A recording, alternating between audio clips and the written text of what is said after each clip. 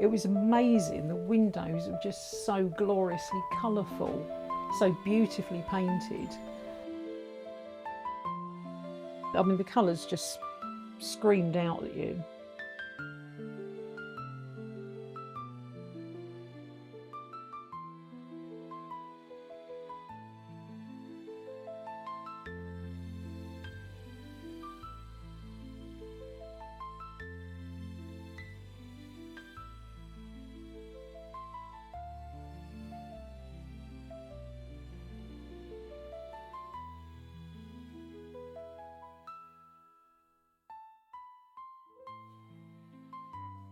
It featured in the Paris exhibition of 1855, which is right in the middle of the Crimean War, 1853 to 56, with England, Britain and France as allies against the Russians.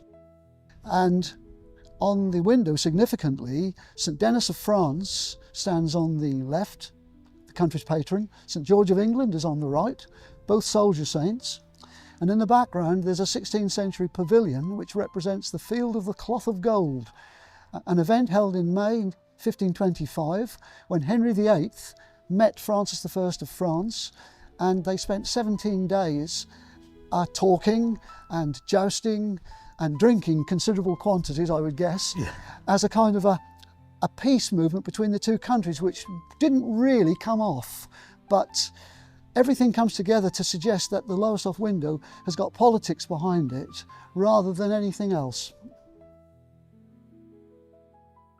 When the window was unveiled on the 6th of March 1860, the rector of Lowestoft, Reverend Cunningham, sang the praises of Peter and all he'd done for the town, and hoped that the people of Lowestoft, seeing the window, would be reminded of the input that Peter had in the growth of Lowestoft in the early 1800s.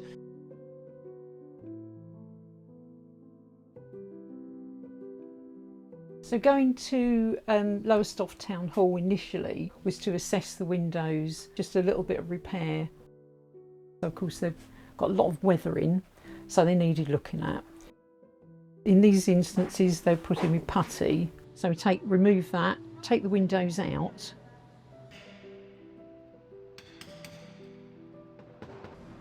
Stained glass was lovely. It was quite a different type of window. It was very detailed, a lot of enamel on it, so it was a mix between a proper stained glass window and there was a lot of enamels, which is quite interesting to see because it looks more like a painting.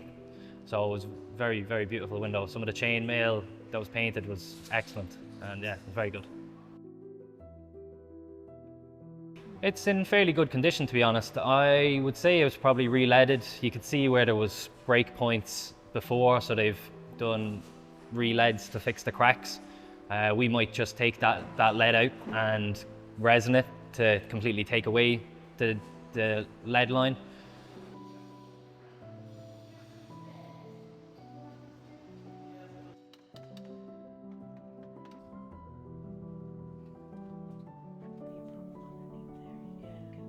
And then the process starts with photographs. So we photograph them in transmitted light and reflected light, just so that we've got all the condition of the paintwork, any damage that's there, previous damage that's existing and previous damage that's been repaired in the past. So we take the rubbings, we make lots of notations on where all the damage is, what the lead sizes are, all that kind of information.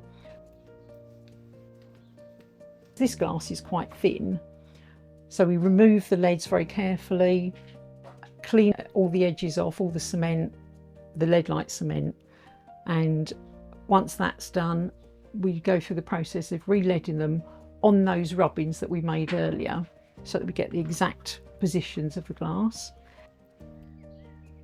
If the glass needs repair, we will do what we call edge bonding, so it's to put the pieces of glass together like that.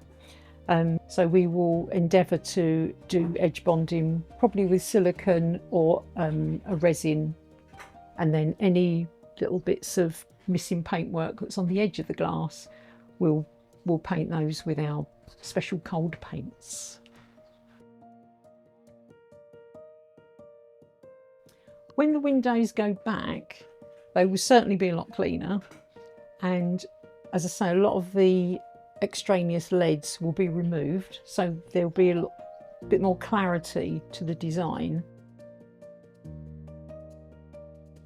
I'm sure Dave would agree it's extremely important. Oh yes, I mean it's part of the original fabric. Yeah. And there's so much history behind it, not directly related to Lowestoft, but history of the time, and it's got a wider reach than just being the Lowestoft Town Hall window.